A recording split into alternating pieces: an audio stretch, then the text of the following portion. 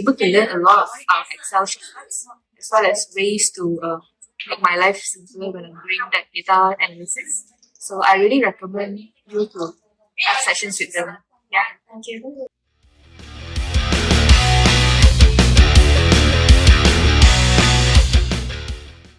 Hello everybody, this is MNT University Academy. What I find and I learned about Excel class is very nice is regarding about pivot table. Something that we need to explore about pivot table, there is many more. I didn't know we can actually do compact form.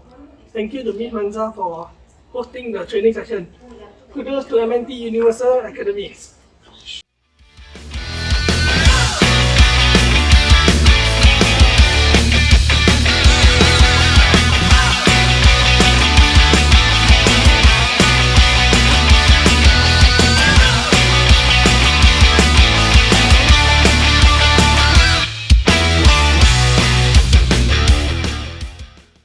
We know but we never use.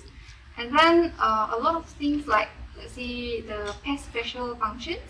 I use it very frequently, but actually a lot of things that I still don't know. And also the VLOOKUP and also the pivot table. So all of things really helps me easier to apply in my daily tasks at work.